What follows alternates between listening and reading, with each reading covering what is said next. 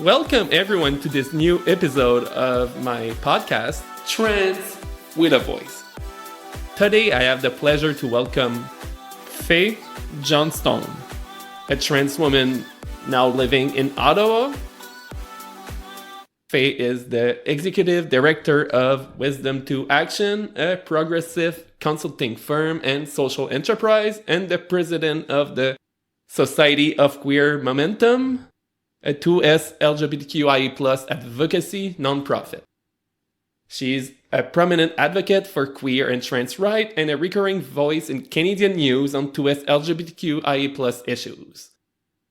Over the past 10 years, she has supported hundreds of organizations across Canada to build their capacity for 2S LGBTQIA+ inclusion. She was the Grand Marshal of the Ottawa Capital Pride Parade in 2023 and recipient of the Young 2S LGBTQIA+ Entrepreneur of the Year Award from Canada's 2S LGBTQIA+ Chamber of Commerce. Also in 2023, she was on a chocolate bar. To start, I would like you to share with our listeners your life story. Where are you from? Hello, and thank you for having me on your podcast today. I'm a 28-year-old trans lady. I live here on unceded unsurrendered Algonquin on Anishinaabe territory, but I was born in Fredericton, New Brunswick, and I lived for, I think, the first 3 years of my life in Oromocto, which is a military base just outside of Fredericton, which, as you might be thinking now, does indeed mean that I am the spawn of two military parents, not just one, but two. So I grew up in a lot of, smaller towns and military contexts that were actually very positive memories in my life. I lived in New Brunswick and Manitoba and Ontario, back in New Brunswick, and then came to Ottawa when I was 12 years old. So my favorite part of myself that no one ever thinks when they meet me is I played 12 years of boys recreational hockey. I was a cadet for about 30 seconds way back when also. And while I grew up and came into myself in a big city, a big part of my heart still lives in small towns, especially on the East Coast. I also went to French schools and did my best to keep that up through till now. Okay, so that's stage one. That's context of Faye. I came to Ottawa when I was 12. I went to a high school here. I was always the shy, awkward kid. I was historically the bullied kid. It's the ginger hair. It just makes you stand out in a fun way. And also when you're the closeted trans and gay human that doesn't realize they are, shockingly, other people pick up on the vibes and they realize they can do weird things because of it. So then I came out, halfway through grade 11 in high school as gay or bi initially. And then, that changed my personality overnight. Sexuality is not aesthetic, but aesthetic can demonstrate shifts in who we are and our personality. So I went from being baggy jeans, hated what I wore, to showing up as the little gay kid with the skinniest skinny jeans. And immediately, after coming out, my personality changed in a really good way. I stopped being this quiet, shy kid. I became to have confidence in myself and being who I actually was. Got super involved in my local GSA at my high school, became president in the next year, started volunteering in queer and trans advocacy and nonprofits, hosting queer coffee shops and little gay events here in Ottawa. And then when I graduated, I started doing more and more of that work. But even as I had shifted and changed quite radically, when I went from being quiet, anxious, in the closet Faye, to being gay, bye, Faye. There was still something that didn't quite connect, and it took me many years more to figure that out, which was I'm not saying that I am a butterfly, but you think of the stages, it's a little thing, it becomes a cocoon, and then it becomes a whole other thing. I think of it as my second stage in that, and becoming who I truly was. And so I remember then, coming out of the closet as non-binary, trans femme. I call myself a million different things, and I generally don't care which. But trans girl these days, or trans woman, gender is weird. And that was the second moment where I started to figure out who I am, and I shifted my personality once again, right? I started being more of myself, realizing that the boundaries of where I could exist were not the rigid, strict things that I thought they were, even after I had come out as bi. And that parachuted me into being, much more extroverted, happy with myself, more honest about myself with others.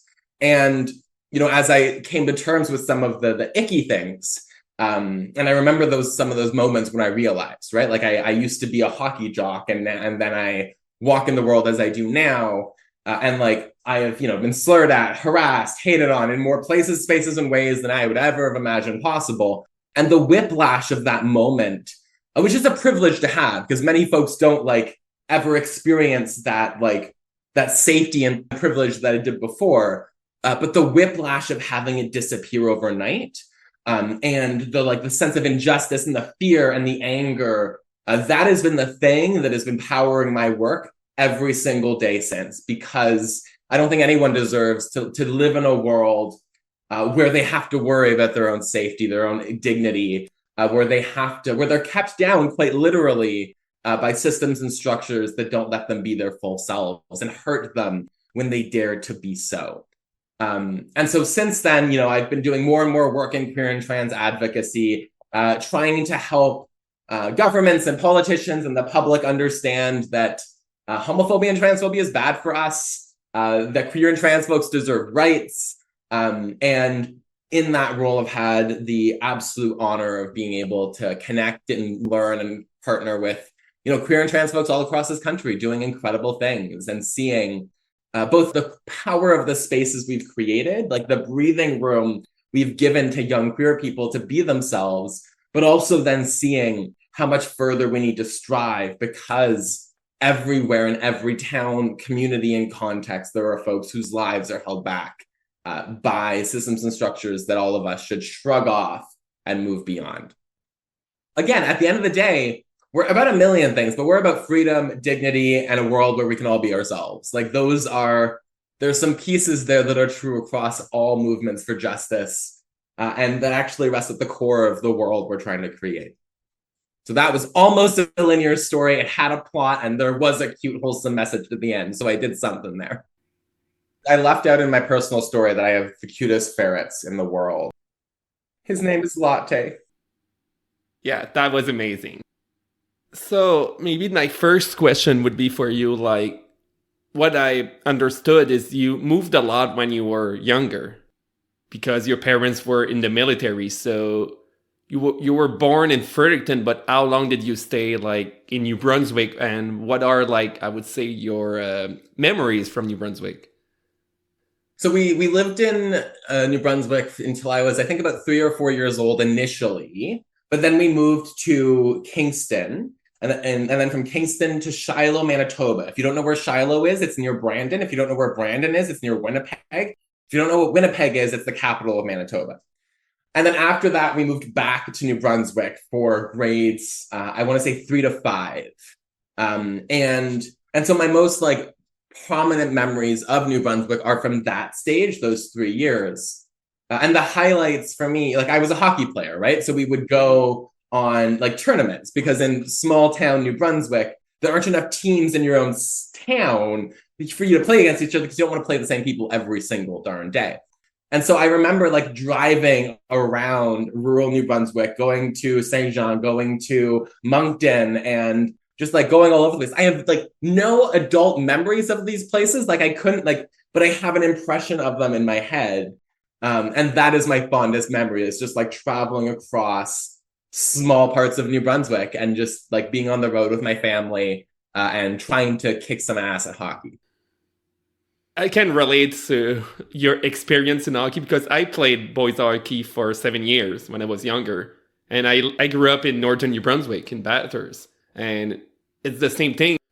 There was a couple of teams in Bathurst. There was Burstford, Tirocher, and then you had to go like Dalhousie, Charlotte, Campbellton. You had to like go around to get to these tournaments to play other teams, to not always play the same teams. And it is experience to remember from your childhood. And when you're in this age and you play hockey takes a lot of place in your life. And I had some good moments in hockey, but I remember it was also a place where I got a lot of bullying too, because hockey is a place where toxic masculinity is present a lot. And we only start right now to see the tip of the iceberg with the different scandal we saw in the news.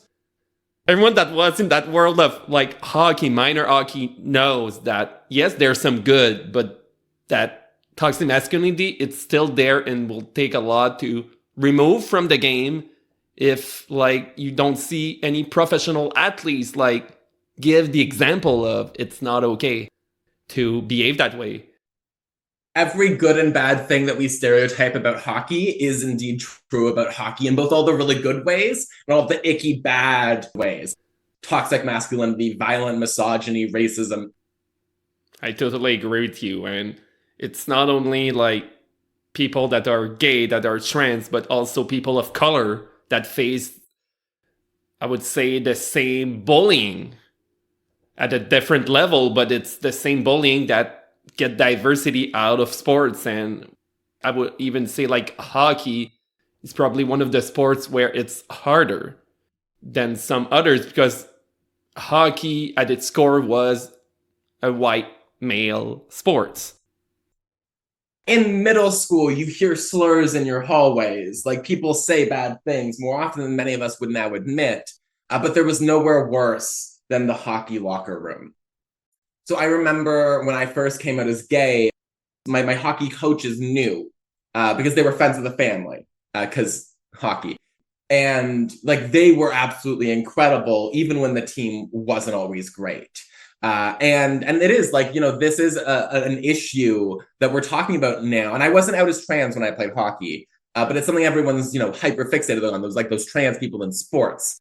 And I like to remind folks of a couple of things. I think one, you know, most of the sport we're talking about is recreational sport. The parents might have this vision of their kid going to the NHL, but they are not putting money in a way for the special trainer that helps make, like they know it's a pipe dream 99 out of 100 times. So sport is not always about competition. It's about teamwork. It's about leadership development. It's about like healthy physical activity. And everyone deserves access to that. And then paired with that fact, sports is a messy conversation when it comes to fairness. As I remember from New Brunswick, when we would play against certain teams in certain towns, those were the towns with the farm boy hockey players. They were huge. They were scary. I was a little stick thin, very defensive defense person.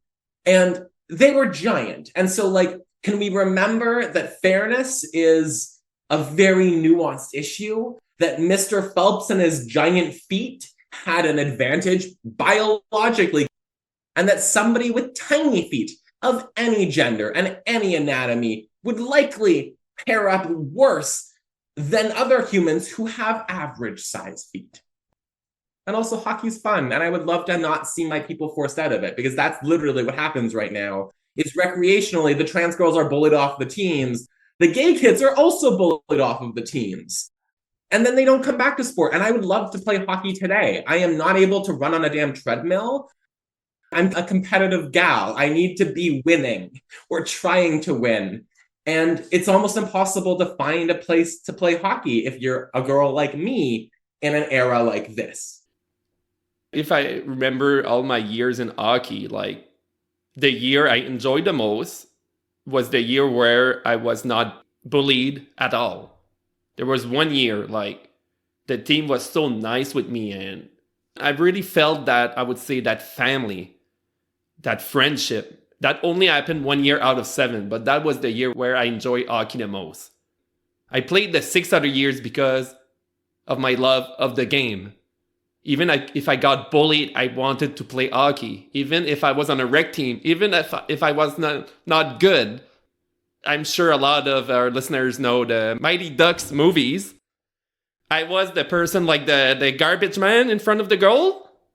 I was the person picking up the rebounds. That was my job. I was good at deflecting puck, getting rebounds, and being the face of the other goalies. So even if I was just a little stick, I was able to do my job well.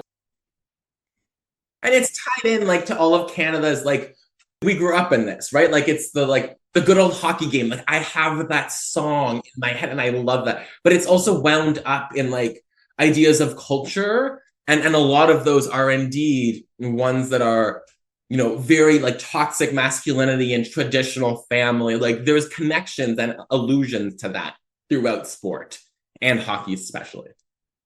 The coaches I still have them on Facebook. They are some of my biggest like fans and supporters. And that is the other piece that we lose in all of this bullshit is like there are so many folks who are working to change and improve sport. And that includes like straight guys that are masculine themselves. We're just like, we're going to stop this misogyny right here. And we're not going to be racist. And like there is so much good modeling. We need to lean in because there is a whole lot of icky stuff being sent to young boys these days. And they need those coaches who can be interveners and help those boys grow up healthy and help those sports environments be good to the gays and everybody else. Exactly, because there's some good values in sport where you learn teamwork, you can learn a lot of good things in sport if it's an inclusive environment. You can unlock your inability to ever lose gracefully and your belief that you always want to win. I can be graceful. I've learned. I've grown as a human. Team sport is such a healthy cause. It's so good for us in every way. There's one thing I remember when I was younger. It's less the case now, but in small cities, you had the girls playing on the boys' team. There was only one team. And I remember when I was playing at the time, it was not an issue for like people to have like girls on boys' team. The only thing was that they had their own locker room. I had that also, right? Like even in Ottawa, not every year, but every couple years, we would have a girl on our team. And it's so funny to think of that in light of what's being said about trans girls on the teams now. Because I'm like, we had girls on the hockey teams and it was fine. And they also were great.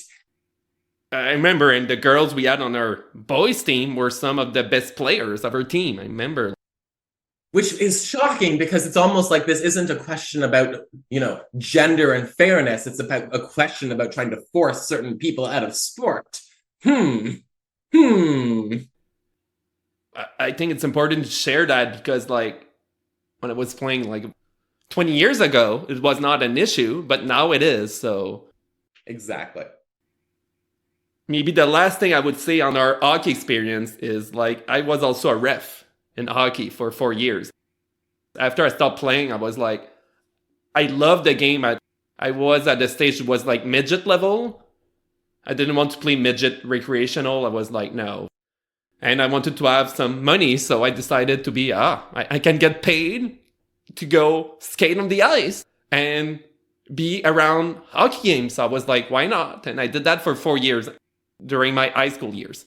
And it's something that I might do in the future. Like if I could help like a women's league or an inclusive league, I would surely do it because I still love hockey.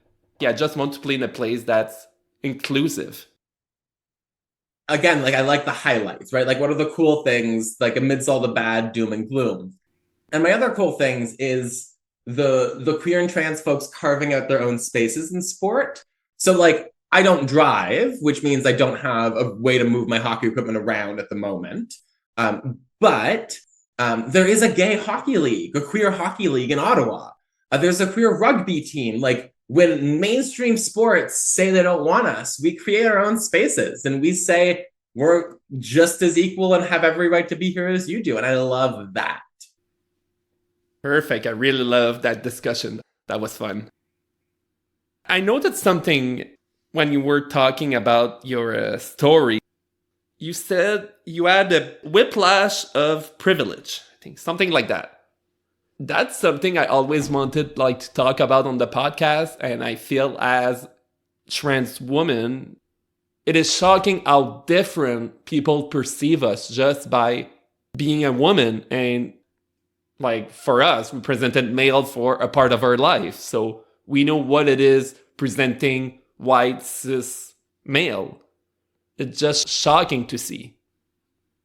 And I think, it's important to caveat 100 times here, right? Because when I think about how I was bullied as a kid and all the way up, there was that was to me rooted in my own gender questioning weirdness, my own anxieties and internal shame around gender and sexuality, and all of that. And it's also different for different folks, right? I was not the most petite feminine. People did not know I was gay until I loudly said I was gay. I was hockey jock.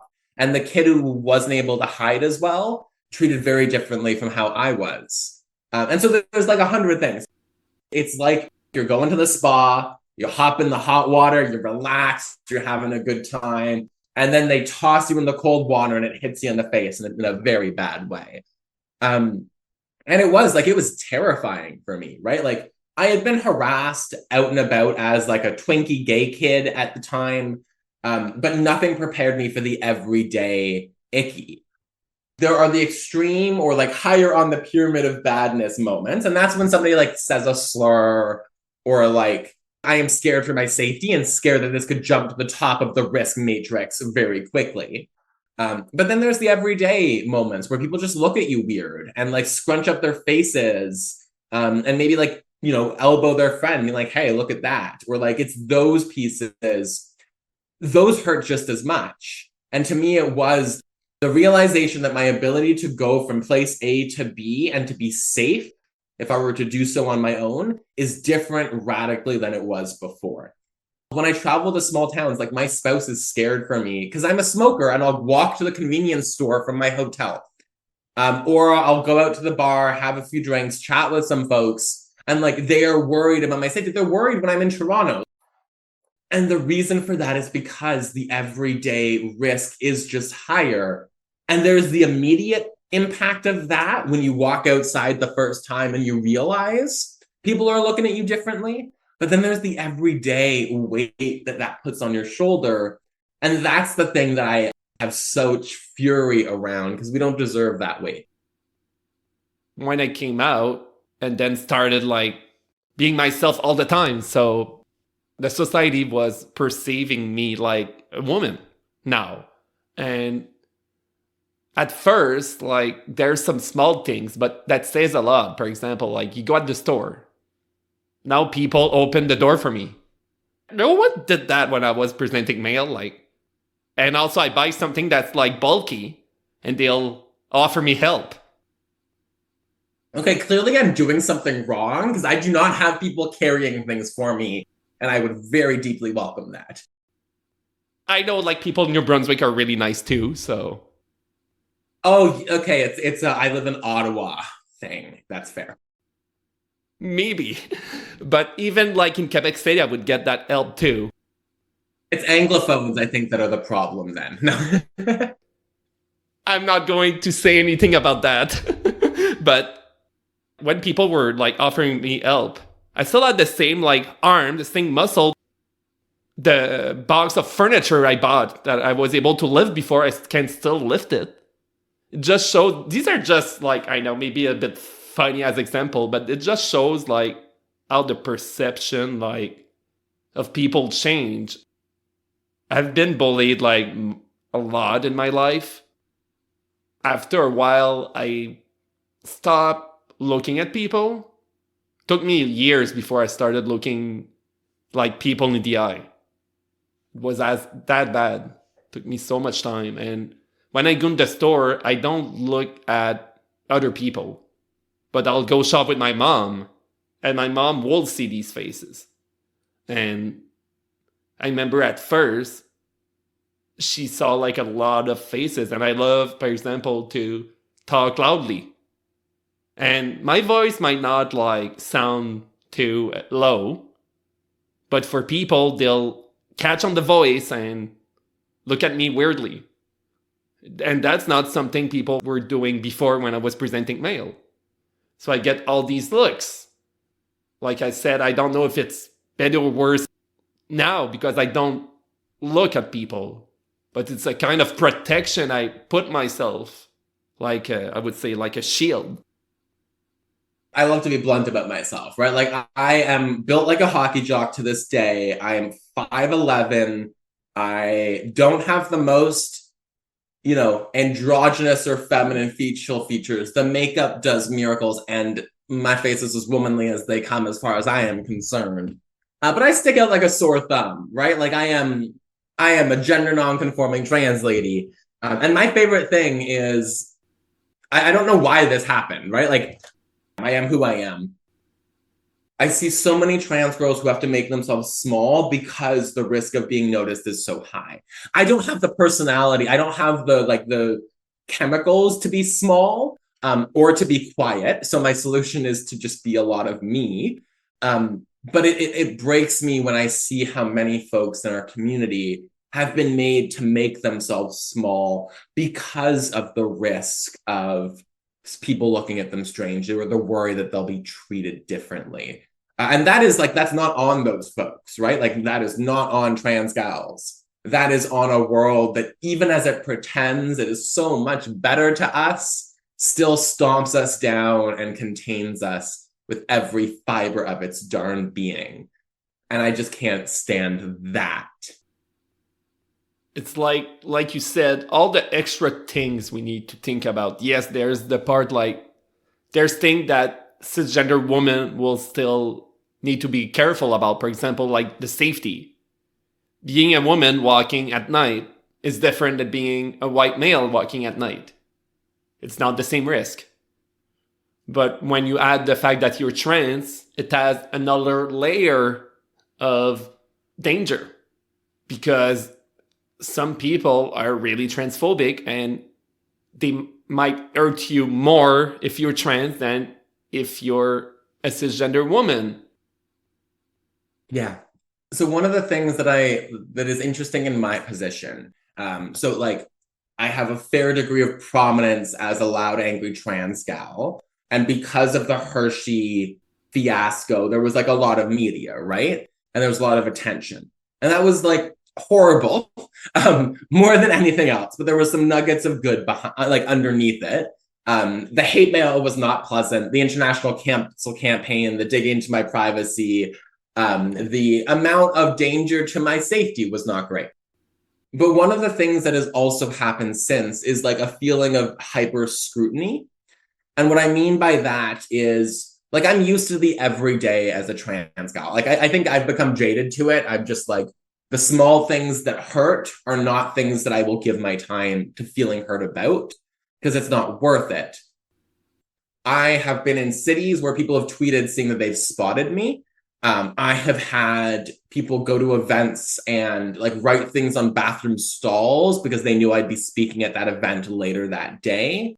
And it's things like that where there is this whole other layer of trying to force us out of public life, and where they like will break every rule of how you engage with human beings in order to try to hurt you. And that's happening to more trans people. And that is the other thing that the public doesn't seem to understand, is that like what happened to me was like a slightly extreme case, but it's also happened to like 5 or 6 friends of mine this year to certain extents, where simply existing as a trans person who is public about yourself and maybe who's an advocate gets you at this heightened risk that you'll not only have like the everyday hate, but that you will have folks scrutinizing you and hate thrown your way simply because you dare to exist in spaces as a trans person.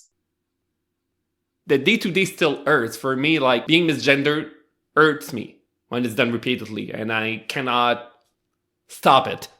That's how my body reacts to being misgendered. So for me, I know I'm really mindful of that. But that's something when it happens, it doesn't last long. It's that event. When I go out of that event, the day after, it's okay. But when you talk about what you were saying, that they scrutinize you in privacy, and then you lose your, I would say, your feeling of safety at home, or you just never know when someone might not only be transphobic, but might try to hurt you. That goes to another level. Like for me, when I took the decision to join a queer community group and being more public, I had to think about what might happen to me, that all this hate could come to me. People could try to scrutinize me, to put my life in danger. And no one should have to ask themselves these questions before trying to help the community being better. Like, not only like in the fight for trans rights, but in anything. And I remember for me, like, being so shy all my life, and it took a lot of courage to go through with it. And that one of the reasons why I went through with it is because of the friends I had. I knew I had people having my back, and I know that's not the case for a lot of trans people that are isolated. So I have two pieces here, right? Like, on one hand, I think that, like, the straight world doesn't understand the risk and the danger, and equally the courage that it takes to be a trans person who's public in any kind of context. So that's one piece. I think the other side is I worry that we in community, I worry that their message is working because they want us to be scared, right? As I said before. And so I like to couch this. In most contexts, if you're a trans person who speaks out, you will be fine. The world will not end. Don't read the comments if you're in news, but you're not going to have horrible people coming up into your inbox. There are exceptions to that, and there's moments that we can't account for. There are like hate monger Twitter accounts that will jump on anything that they can. But that doesn't mean that everyone's going to get it. And in most of our contexts, unless you are a trans gal who has a propensity to do public trans and queer things and then somehow gets on the bad radar of some of the annoying media publications that hate trans people, and then it escalates from there. Outside of those kinds of circumstances, most of the time you're going to be fine. You're going to be safe. You should plan and be ready, and you should assess. You should make sure, what about you is available through Google. What can people find? I used to work at a sex shop. I had posed with pictures of dildos. Do you have things like that on the internet that could get you in trouble? None of this is to say we should be ashamed of those things, but that we should know our risk if somebody icky and bad really tries to dig. But for most of us, the risk, it's higher than it was a year ago, but it is still in the like under 10% rather than the, if you go public, you're going to get hated on. And I really worry, I want more trans voices in public space. I desperately actually need them because we are being outnumbered by the bad guys. So we need to be safe, we need to be smart, but we also need to be vocal as best as we can. Thing I might add on that is there's always people that will be there to have your back. The trans community is there, like it's all over Canada. If they come for you, anyone who's listening, like poke me and we will find you people to back you up. Like there are lawyers out there, there are social media pros, there are folks who will ring the alarm and rally the people, and you will not be alone in this. Sometimes, like in smaller communities, the challenge is to find a trans community. Because there's trans people everywhere, and even like for me in Moncton, I met someone that was well connected in the community, and that opened all the doors. But the challenge, like I know in Moncton, is having spaces where people can meet and have this discussion and know that there's other trans people here that are there like to hang out and to support you in anything. So just to wrap up on our realities as trans people, like being public at risk, but there's always people there to back you up, to help you. There's also challenges for coming out as trans, not even like in the public light, but just in your workplace, in your friend group and everything. And these challenges are, I would say, they're not easy to go over, but there's always people like there for you. I think I'll finish it like that. Before we end, I would like you to tell our listeners how they can learn more about you and what you do and how to reach you. Oh yeah. So first, thank you so much for having me on. This has been a blast. I spend too much of my time with straight people and cis people in this work, and this has been rejuvenating. So thank you. If folks want to support my work, you can find me on Twitter at Faye Johnstone, on Instagram at Fading Away. But I would really encourage you, first and foremost, to go to www.momentumcanada.net/join and sign our newsletter. We are trying to rally queer and trans folks and our pals all across this country to fight this moment and dream a better tomorrow into reality for queer and trans people. And we need you on our newsletter so we can help you play your part in that. Perfect. I'll put all these links in the show notes. A big thank you, Faye, for being on the podcast. It was an amazing experience, and I'm sure you'll be back soon. Wonderful. Thank you so much. Finally, I invite you to subscribe to my podcast on Apple Podcasts, Amazon Music, Spotify, or Google Podcasts, and to follow Trans with a Voice on Facebook and Instagram. Don't forget that a society that is more inclusive to the transgender community is better for everyone. Thanks, and see you next time.